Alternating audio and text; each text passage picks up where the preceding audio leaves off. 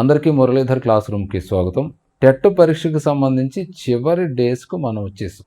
మహా అయితే ఒక 10 రోజులు ఉంటుందేమో, అంటే ఇంకా తక్కువ సమయం ఉన్న వాళ్ళు ఉన్నారు. అయితే నేను ప్రధానంగా ఈ school assistant social studies preparation చేసే వాళ్ళు దృష్టిలో పెట్టుకుని మాట్లాడుతుంటే ఒక 10 రోజులు ఉన్నదేమో. నేను ఈ వీడియో చేసే నాటికి కానీ లేదా నా వీడియో మీకు రీచ్ అయ్యే నాటికి మేబీ ఒక 10 రోజులు ఉంటుంది అనుకోను. సో ఎప్పుడైతే ఎగ్జామ్ డేటు దగ్గర పడిందో లాంగ్ ప్రిపరేషన్ చేసేవాళ్ళు కానీ లేకపోతే కొంచెం షార్ట్ టర్మ్లో ప్రిపరేషన్ చేసేవాళ్ళకి కానీ ఒక భయం ఉంటుంది అనమాట. అంటే మొదట భయాల గురించి నేర్చుకుందాం, తర్వాత ఈ 10 రోజులు ఏం చేయాలి అనేటువంటిది చెబుతాను మీకు. ఆ భయం ఏంటంటే ఫస్ట్ది, నేను చదివింది గుర్తుంటుందా? ఇది కామన్గా వచ్చేటువంటి భయం అనమాట. బహుశా మీకు కూడా అది ఉంటుంది, అందరికీ ఉంటుంది. అది కారణం ఏంటంటే 5-6 నెలలుగా చదువుతూ ఉంటాం, లేదా 4-5 సంవత్సరాలుగా చదివే వాళ్ళు ఉంటారు, 3 సంవత్సరాల నుంచి చదివి, అంటే లాంగ్ ప్రిపరేషన్లో ఉన్న వాళ్ళు ఉంటారు. అలాగే ఈ టెట్ ఎగ్జామ్ నోటిఫికేషన్ ఇచ్చిన తర్వాత ఒక 40-50 రోజులుగా పుస్తకాలతో కుస్తీ పడుతున్న వాళ్ళు ఉంటారు. సో వాళ్ళ గది నిండా పుస్తకాలు ఉంటాయి, మైండ్ నిండా అన్ని పుస్తకాలు చదివేసినటువంటిది ఉంటుంది. వాళ్ళకి డౌట్ వస్తుంది అనమాట, ఇంత చదువు నేను చదివినా కదా, ఇంతకాలం నేను చదువుతున్నాను కదా, ఇన్ని రోజులు నేను చదువుతున్నాను కదా, ఇంత అలా చదివేశాను కదా, చదివిందంతా గుర్తుంటుందా? అక్కడ అడిగేటువంటి 150 ప్రశ్నల్లో నేను చేయగలుగుతానా అనేటువంటి భయం ఉంటుంది అనమాట. అందరికీ ఉంటుంది ఇది భయం. ఇది రెండో భయం ఏంటంటే పరీక్ష బాగా రాస్తానా అనేది. మొదటి భయం ఎప్పుడైతే వచ్చిందో రెండో భయం ఆటోమేటిక్గా వస్తుంది. చదివేశాను, గుర్తుంటుందా ఉండదా, మరి ఏమవుతుంది, నేను పరీక్ష సరిగ్గా రాస్తానా లేదా? ఎందుకంటే ఈ టెట్లో మార్క్స్ అనేటువంటిది డిఎస్సికి చాలా కీలకమై కూర్చున్నవి. నేను ఏదో రకంగా ఇంప్రూవ్ మార్క్ చేసుకోవాలి కదా, నేను రాయగలుగుతానా లేదా, ఇలాంటి భయం ఉంటుంది అనమాట. అయితే వీటికి పరిష్కారం ఏంటంటే మనలో ఉండేటువంటి కాన్ఫిడెంట్ ఆత్మవిశ్వాసమే దీనికి సరైనటువంటి పరిష్కారం అనమాట. ఒకటి గుర్తుపెట్టుకోండి విద్యార్థులారా, లాంగ్ ప్రిపరేషన్ మీరు చేసినా, షార్ట్ ప్రిపరేషన్ చేసినా, ఎన్నో పుస్తకాలు మనం చదువుతూ ఉంటాం. చదివిందంతా మనకు గుర్తుంటుందంటే గుర్తుంటుంది. ఎందుకంటే మన ఆలోచన, మన శ్వాస, మన ధ్యాస, మన అభ్యాసం అంతా కూడా అదే కదా. కానీ అన్ని అంశాలు చదువుతాం, కానీ అన్ని అంశాలు గుర్తుంటాయా లేదా అనేది మనకి ఎప్పుడు తెలుస్తుంది అంటే ఎగ్జామ్ హాల్లో నువ్వు కూర్చున్నప్పుడు నువ్వు ఆ ప్రశ్న చూడగానే ఆ 4 ఆప్షన్లో టక్కనే సరైనటువంటి సమాధానం నీకు అక్కడ మెదులుతూ ఉంటుంది మైండ్లో. ఇది ఎలా సాధ్యపడుతుంది అంటే ఫస్ట్ మనకు గుర్తుంటుంది అనే విషయం మనం పదే పదే పదే మనకు మనం చెప్పుకోవాలి. నేను చదివిన నాకు గుర్తుంటుంది, నేను ఐడెంటిఫై చేయగలుగుతాను, 4 ఆప్షన్లు ఖచ్చితంగా నేను ఇది ఉండాలి మన. అంటే ఇలాగ మనం ఆలోచించుకోవాలి. ఎప్పుడైతే మనం ఆలోచించుకోవడం మొదలు పెట్టామో మన మైండ్ ఆ మాదిరి తయారు చేస్తుంది మనం. అట్లా కాకుండా గుర్తుంటుందా, గుర్తుండదేమో, ఏమో ఇంత చదివేశాను, చాలా పుస్తకాలు చదివేశాను, చాలా డేటా ఉంది, చాలా సంవత్సరాలు ఉన్నాయి, చాలా పర్సంటేజ్లు ఉన్నాయి, అమ్మో చాలా నిర్వచనాలు ఉన్నాయి, చాలా శాస్త్రవేత్తల పేర్లు ఉన్నాయి, చాలామంది ప్రముఖ వ్యక్తులు ఉన్నారు, అబ్బాబాబా ఇవన్నీ మనకి ఎక్కడ గుర్తుంటాయి అని ఆలోచిస్తూ ఉంటే నీ మైండ్ కూడా నేను అలాగే తయారు చేస్తుంది. యథా రాజా తదా ప్రజ అన్నట్టుగా ఈ యథా మైండ్ తదా బాడీ అనమాట, తదా థింకింగ్. అంటే అలా అయిపోతాం అనమాట. అలాగ ఉండకూడదు. సో పాజిటివ్ థింకింగ్ వెళ్ళాలి. ఎస్ నాకు గుర్తుంటుంది, నేను చదివాను కదా, చదివింది ఎక్కడికి పోతుంది అనేటువంటి ఆలోచన ఉండాలి. రెండు, మీరు ఏదైనా మోడల్ పేపర్ చేసిన ఆఫ్లైన్ కానీ ఆన్లైన్ కానీ ప్రాక్టీస్ చేసేటప్పుడు ఖచ్చితంగా మీకు ఒక 50%, 60% స్కోర్ వస్తూ ఉంటుంది. మరి ఇది ఎలా వచ్చింది? మీరు గుర్తుండబట్టే కదా వచ్చింది, లేదా అది కూడా రాదు కదా, మరి 0 రావాలి మొత్తానికి గుర్తు లేకపోతే. అంటే అంతర్గతంగా, అంతర్లీనంగా, అంతర్మథనంగా మీ మైండ్ అనేటువంటిది మేధోమథనం చేస్తూ ఉంటుంది. అది స్టోరేజ్ ఉంటుంది కాబట్టి ఆ స్టోరేజ్లో ఉన్నటువంటిది అన్ని అంశాలు కూడా మనకు సరైనటువంటి ప్రశ్న ఎదురైనప్పుడు ఆ స్టోరేజ్లోంచి అది బయటకు వచ్చి దానికి ఆన్సర్ రూపంలో అక్కడ మనకు కనపడుతూ ఉంటుంది. సో ఎప్పుడైతే మనం నమ్ముకున్నామో, మనం చదివిన దాన్ని మన కాన్ఫిడెన్స్కి ఎప్పుడైతే ఉండగలుగుతామో పరీక్ష అనేటువంటిది చాలా బాగా మనం రాయగలుగుతాం విద్యార్థులారా. కాబట్టి 10 రోజులు ఎలాంటి ఆందోళనలు, భయాలు పెట్టుకోకుండా కాన్ఫిడెంట్గా ఉండండి. మిమ్మల్ని మించినటువంటి పోటీగాడు ఎవడూ లేడు. ఆ 150 ప్రశ్నలు మిమ్మల్ని ఏం చేయలేవు.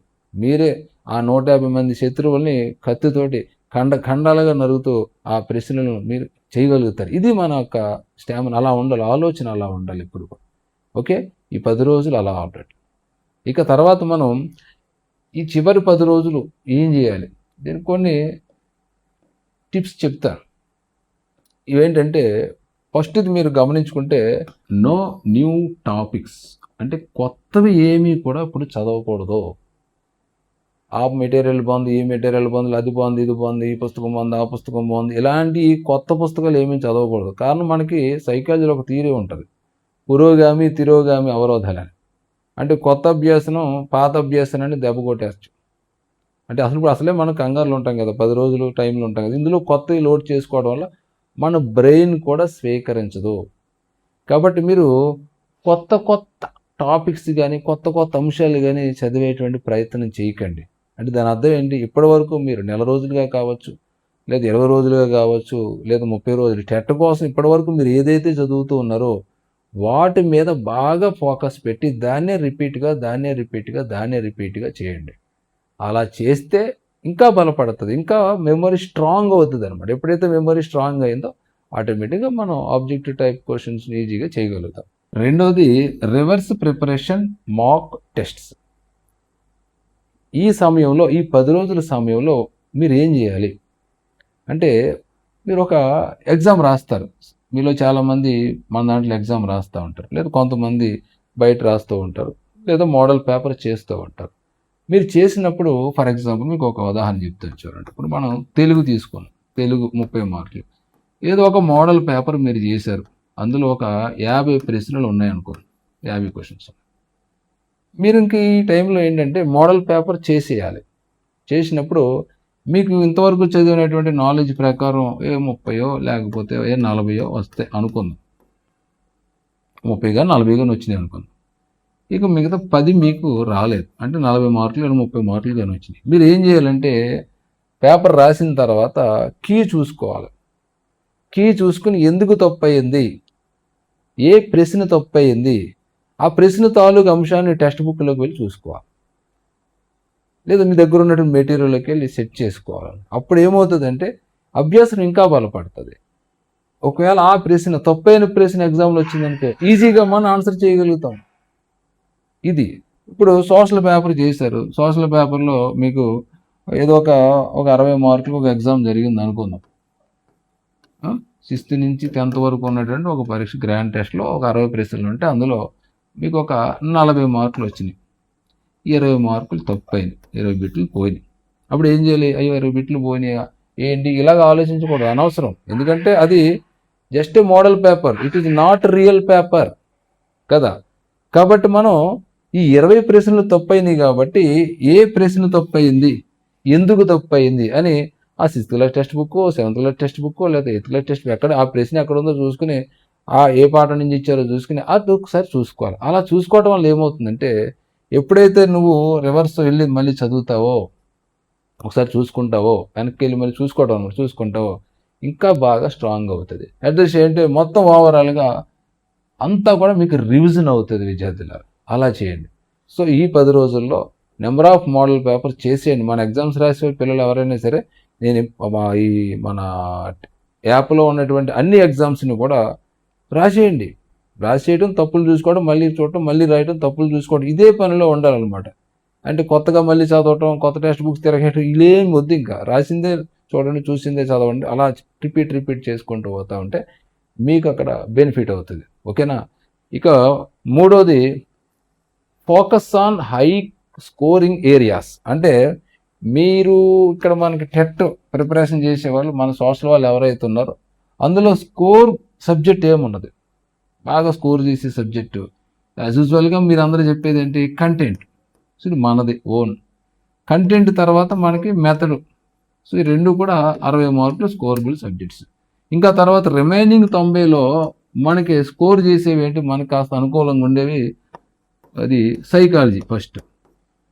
తర్వాత 4వది తెలుగు.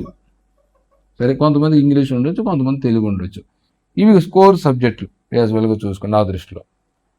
అంటే ఇప్పుడు కొత్తవి లేకపోతే మన స్కోర్ చేయలేనివి సబ్జెక్టుల మీద మనం దృష్టి పెట్టి పాడు చేసి సమయం వేస్ట్ అనమాట. ఇప్పుడు నాకు ఇంగ్లీషు స్కోర్ చేయలేము అని తెలుసు, ఇంగ్లీష్ మనకు రాదు, అరే ఇంగ్లీష్ని మనం పట్టుకుందామని మీరు మొత్తం ఫోకస్ అంతా ఇంగ్లీష్ మీద పెట్టారనుకో, మీరు రాని సబ్జెక్ట్ మీద ఇంగ్లీష్ మీద పెట్టారనుకో, 30కి మీకు 30 రావు కదా, 30కి 30 రావు. అవి వస్తే మహా అయితే 20 వస్తాయి. ఈ 10 రోజుల్లో 20 మార్కులు కూడా రావు కదా! పోనీ 20 వచ్చినాయి అనుకుందాం. అంటే 20 మార్కుల కోసం నువ్వేం చేసావు? నీ బలం ఏదైతే ఉన్నదో, నీ కంటెంట్, నీ మెథడ్, నీ సైకాలజీ, నీ తెలుగు ఏ బలమైతే ఉన్నదో వాటిని వదిలేసావు నువ్వు. వదిలేసి కేవలం 20 మార్కుల కోసం కుస్తీ పడుతున్నావు. ఇక్కడ 30 మార్కులు ఉన్నటువంటి ఇంగ్లీష్ కోసం. నువ్వు అంత కుస్తీ పడి 20 వస్తాయి. ఈ 20 మార్కుల కోసం ఎన్ని వదిలేసావు నువ్వు? అక్కడ 60 మార్కులు వదిలేసావు. ఇక్కడ 30 వదిలేసావు. అంటే 100 మార్కులు నువ్వు పనంగా పెట్టి 20 మార్కుల కోసం, ఈ 30 మార్కుల కోసం మనం ఈ సమయంలో కుస్తీ పట్టాలా? వేస్ట్ ఆఫ్ టైం కదా. అందుకని పక్కన పెడతాం. అట్లాగా మీ మనస్తత్వానికి ఏది మీకు బలహీనంగా ఉందో, ఏది చిరాకు ఉందో వదిలేయండి కదండి. ఏది మీ బలమో దాని మీద పట్టుకోండి. ఏది మనకు స్కోర్ చేస్తుందో దాని మీద పట్టుకోండి. బలంతో మనం బయలుదేరితే బలహీనతలను కూడా మనం చేయొచ్చు విద్యార్థులారు. ఇది గుర్తుపెట్టుకోండి. ఇక తర్వాత టైం మేనేజ్మెంట్, ఇది చాలా అవసరం. అంటే ఈ 10 రోజులు టైం మేనేజ్మెంట్ ఎంత అవసరమో రేపు ఈ ఎగ్జామ్ హాల్లో మీ యొక్క ఈ టైం మేనేజ్మెంట్ అంత అవసరం. అంటే ఈ 10 రోజులు నేను చెప్పే నా పర్సనల్ ఒపీనియన్ ఏంటంటే, ఈ 10 రోజులు మీరు ఇంక అన్నీ వదిలేయండి. ఇంకా అన్నీ వదిలేసి 10 కాలాల పాటు మీరు చల్లగా ఉండాలంటే, మీరు మీ పిల్లలు ఫ్యామిలీ అంతా చల్లగా ఉండాలంటే ఈ 10 రోజులు కీలకం. ఈ 10 రోజులు కంప్లీట్ ఫోకస్ దాని మీద పెట్టండి. టెట్ మీద పెట్టండి. టెట్ మీద పెట్టి పూర్తి సమయాన్ని కేటాయించుకొని ఉదయం నుంచి సాయంత్రం వరకు మీరు ఎట్లా నేను ఇందాక చెప్పినట్టుగా స్కోర్ బాగా వచ్చే సబ్జెక్ట్స్ ఏమవుతానో వాటి మీద బాగా ఫోకస్ పెట్టి రివర్స్ వెళ్ళి అంటే తప్పైన ప్రశ్నలు మరి చూసుకొని అలా మాక్ టెస్టులు రాసుకొని ఇలాంటి వాటి మీద ఫోకస్ చేసుకోగలిగితే, టైం మేనేజ్మెంట్ చేయగలిగితే మీరు అద్భుతమైనటువంటి సక్సెస్ని సాధిస్తారు. అంటే ఫర్ ఎగ్జాంపుల్ 10 రోజులు మొదటి రోజు వచ్చాం. మొదటి రోజులో మీకు ఒక 10 గంటలు అనుకుందాం. 10 గంటల్లో ఒక 7 గంటల పాటు మీరు ఈ స్టడీ చేసి బాగా ఒక 3 గంటలు మీరు మాక్ టెస్టులు రాయండి. ఒక మాక్ టెస్ట్ రాయడం, కొంచెం చదువుకోవడం, మళ్ళీ ఒక మాక్ టెస్ట్ రాయడం, చదువుకోవడం, మళ్ళీ రాయడం, మళ్ళీ ఇలా చేసుకోగలిగితే, సో రైట్ అండ్ బిట్ ఎలాగ మనకు వచ్చి ఉంటుంది, రాని బిట్లు మళ్ళీ చూసుకుంటూ ఉంటారు. కాబట్టి కంప్లీట్గా మొత్తం ఈ 10 రోజులు అది రొటేట్ అవుతూ మీ బ్రెయిన్ చుట్టూ, మీ మైండ్ చుట్టూ మొత్తం తిరుగుతూ ఉంటాయి అన్నమాట అంశాలన్నీ కూడా. ఇది టైం మేనేజ్మెంట్ అలా చేసుకోండి. ఇక నెక్స్ట్ ఎగ్జామ్ హాల్లో, సో ఇప్పుడే చెప్పేస్తాను నీకు, ఎగ్జామ్ హాల్కి వెళ్ళిన తర్వాత నువ్వు సీట్లో కూర్చున్న తర్వాత సో నీ మొత్తం ఫోకస్ అంతా కూడా ఆ సిస్టమ్ మీద ఉండాలి. చుట్టుపక్కల ఏం జరుగుతుందో నువ్వు పట్టించుకో ఫస్ట్ ఆఫ్ ఆల్. ఇక రెండోది, మొదటి బిట్ నుంచి 150 ప్రశ్నలు వరుసగా వెళ్ళటమా అంటే అది నీ యొక్క టాలెంట్, దాన్ని కాదంటలేదు. లేదా నేను ఇచ్చే సలహా ఏంటంటే, ముందు తెలిసినటువంటి ప్రశ్నలు చేసుకుంటూ వెళ్ళిపో. నీకు ఈజీగా ఉండేటువంటి మొదటి చేసే, మన కంటెంట్ ఈజీ నాకు అనుకోండి, నేను కంటెంట్ చేసుకుంటాను. తర్వాత నాకు మెథడాలజీ చేసుకుంటాను. తర్వాత సైకాలజీకి వస్తాను, సైకాలజీ చేసుకుంటాను. తర్వాత తెలుగుకి వస్తాను, తెలుగు చేసుకుంటాను. చివరి ఇంగ్లీష్ మీదకి వస్తాను. అది నా వరుస.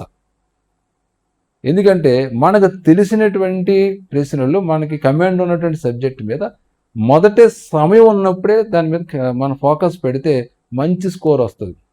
చాలామంది ఏం చేస్తారంటే, తెలిసినవి కదా లాస్ట్లో మనం చకటక చేసుకోవచ్చు, ముందు హార్డ్ ఉంది ఇంగ్లీష్ ఉంది కదా ఇంగ్లీష్ మీద పెడదాం అనుకుంటాం. అప్పుడు ఏమవుతుందంటే, కాబట్టి పోతూ పీరియడ్ సంఖ్య పెట్టుకుని వెళ్ళినట్టుగా మనం మొదటి అవరోధమే బలంగా ఉంటే దాని ఇంపాక్ట్ నెక్స్ట్ పడిపోతుంది అనమాట.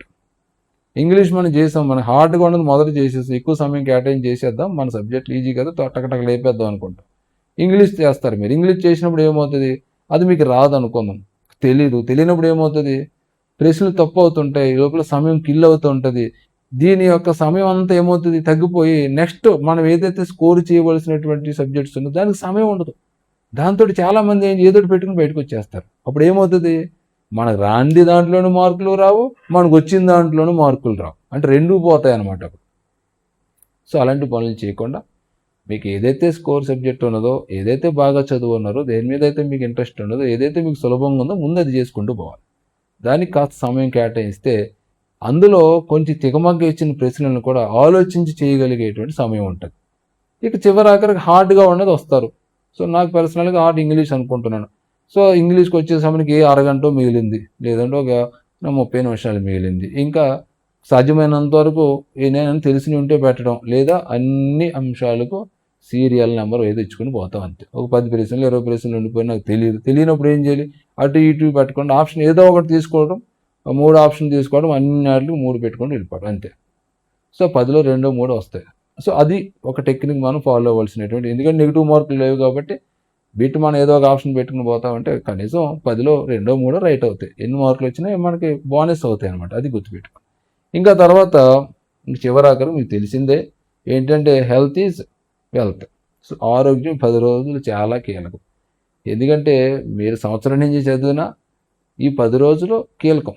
ఈ 10 రోజులు మీరు కీలకంగా ఉంటేనే రేపు అక్కడ ఎగ్జామ్ హాల్లో ఆ 2 గంటలు, 2, 3 గంటలు మీరు ప్రశాంతంగా ఉండగలుగుతారు. సో ఇక్కడ ఉద్రేకానికి లోనయ్యి ఆవేశపడిపోయి నిద్రాహారాలు మానేసి తెల్లార్లు చదువుతూ పడ్డారనుకో ఏమవుతుందంటే నిద్ర కనుక సరిగ్గా లేకపోతే ఎగ్జామ్ సరిగ్గా రాయలేం. ఎంత బాగా చదివినా కూడా మనల్ని సరిగ్గా ఆలోచించనివ్వదు అనమాట, సరిగ్గా చేయనివ్వదు. కాబట్టి నిద్రపోండి హాయిగా, చదవండి నిద్రపోండి, చదవండి నిద్రపోండి. ఎక్కువ ప్రెజర్ తీసుకోవద్దు. ఈ 10 రోజులు నువ్వు ఏం ఉద్ధరించేది ఏముండదు, ఇంకా ఇది ఒకటే మన ఉద్ధరింపు. కాబట్టి ఏదేదో చేసేద్దాం 10 రోజులని ఎక్కువ హైరాణ పడి ఎక్కువ టెన్షన్ పెట్టుకొని ఎక్కువ సమయం పెట్టేసి ఇప్పుడు వరకు లేదు ఇప్పుడు వస్తుంది చాలా మందికి 10 రోజులు పూనకం వచ్చిన లేక రెచ్చిపోతుంటారు. అలాంటి ఏమొద్దు. ముందే అలాగాను ఇప్పుడు అలాగుండు. కుదిరితే నీకు కుదిరితే 2 రోజులు ముందే ప్రిపరేషన్ ఆపే, లేదా కనీసం ఒక రోజు ముందే ఆపేసి ప్రశాంతంగా ఉండు. ఏదన్నా హార్డ్ అంశాలు అంటే హార్డ్ అంటే నా ఉద్దేశం నువ్వు రాసుకుంటావు కదా, నువ్వు నోట్స్ కానీ మైండ్ మ్యాప్లు కానీ ఇలాంటి పిన్ పాయింట్స్ అంటే అలా రెఫర్ చేసుకో అంతే. ఎక్కువ హైరాణ పడద్దు. ఓకేనా విద్యార్థులారా? సరే, నేను ఇచ్చినటువంటి వివరణ విశ్లేషణ మీలో ఇంత కొంచెం చలనమైన కలిగించి కొంచెం రిలాక్స్ కనుక అయినట్లయితే ఈ వీడియో చేసినందుకు నేను ధన్యుడినని భావిస్తాను. సరే, మీ అభిప్రాయం ఏంటో తెలపండి. అలాగే మురళీధర్ క్లాస్ రూమ్ అనేటువంటి నా యొక్క ఛానల్ని సబ్స్క్రైబ్ చేసుకోండి, లైక్ చేయండి, షేర్ చేయండి. జై హింద్.